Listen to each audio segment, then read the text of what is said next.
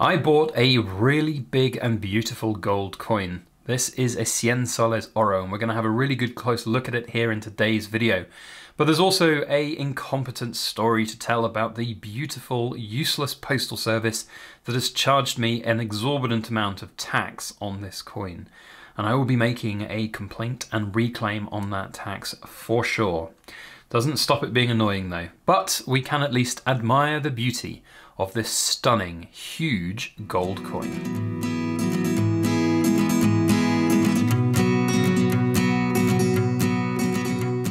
Hello everybody, Backyard Bullion here, and a very warm welcome to you all joining me for this week's In Focus Friday, the show where we take a good close look at something cool made of silver or gold.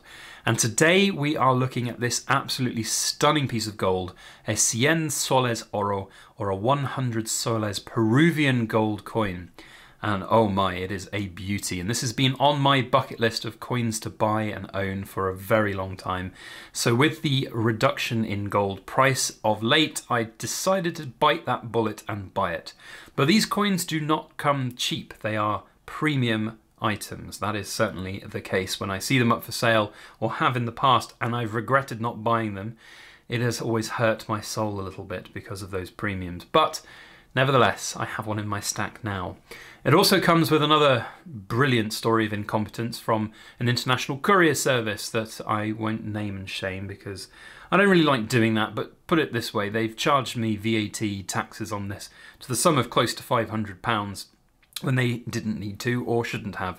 And despite me giving them all of the evidence to take it away, they have not. So I've had to pay that on threat of this being returned to the sender in America, and I will make a direct claim with HMRC. But more about that as we go throughout the video. Let's first focus on this absolutely beautiful chunky gold coin.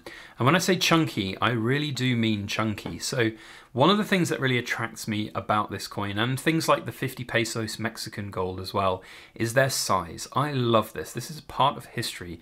These coins were actually circulation coins in Peru up until the 1970s. But their size is just stunning to hold, to see, to enjoy. You can see here 42.1264 de oro fino. Now that means, of course, there's 42 grams worth of gold in here, but that's not the full weight of the coin. The full weight is 46.8071 grams. And that is because this is a 90% gold coin, so 90% with 10% balance in copper. So it's really, really chunky and big, 3 millimeters in diameter, so a really nice coin to hold. And of course, with it being the size that it is, 37 millimeters in diameter, it really does feel pretty special.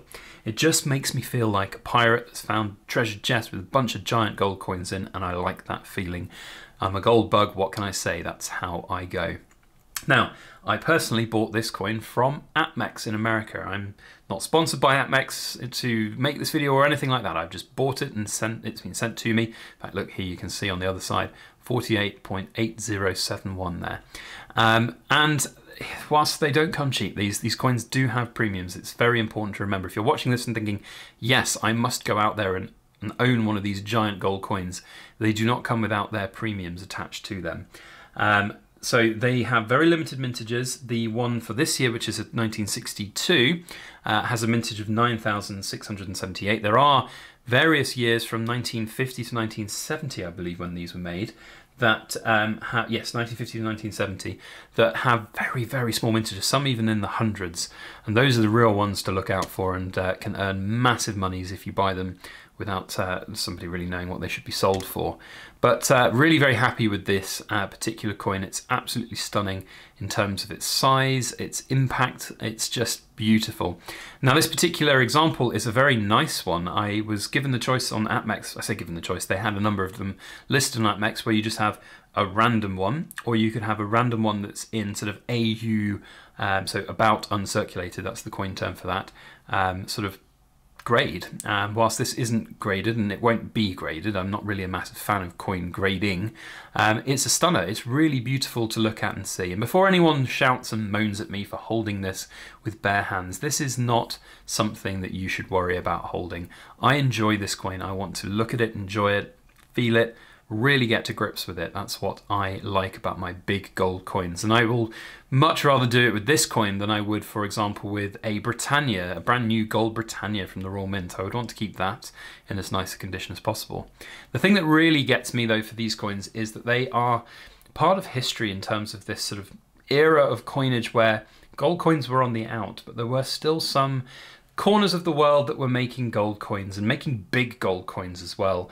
And these were technically circulation coins. So for one of the, for those that don't know, Peru is one of the most of gold producing nations. Is that the right way of saying it? I don't really know, but it has very rich deposits of gold. We all know the history of sort of the Incas and the South American cultures with their affiliation with gold and how much gold that they had.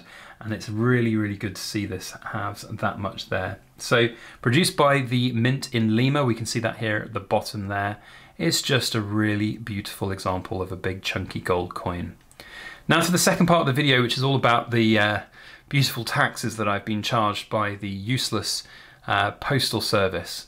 I'm not going to name and shame the company involved, but I have given a pretty big clue there as to which company it is. So the Useless Postal Service that sent this basically, didn't follow any of the right protocols. So they put a VAT charge on this coin and it's not VATable. So there are very clear bits of guidance on HMRC's website about what determines a coin to be an investment gold coin. And they've even got a list of gold coins with their denominations from the various countries that coins would be exempt. And this coin is on there. 100 soles, a Peruvian gold coin, is exempt from VAT. So you'd have thought that I, having supplied all of this information to the Useless Postal Service, they would have just changed the, the tax bill that I've been charged. But no, they said it would take up to 6 to 8 weeks to do so, and they refused delivery. And in fact, the delivery driver, this is the most hilarious thing, the delivery driver came to my door. I have him on CCTV. I say came to my door, he came to our house, just sat outside for 10 minutes and then drove away. Great.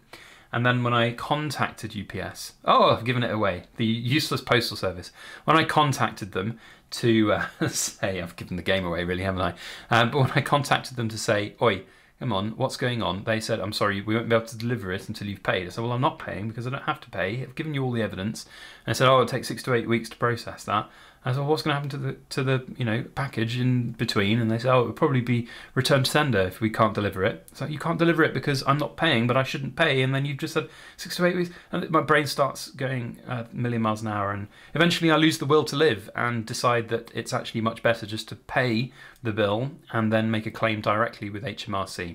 That way I don't have to worry about the coin being sent back to APMEX in America and having to pay for international shipping again and having the exact same situation occur from the Useless Postal Service, which you all have probably guessed now which one it is, considering I said their name. But hey, it is what it is. It's just incompetency from those companies, and quite frankly, they do it because they know they can get away with it sometimes. And I wouldn't be surprised if there's an agreement with the various governments around the world for their incompetence.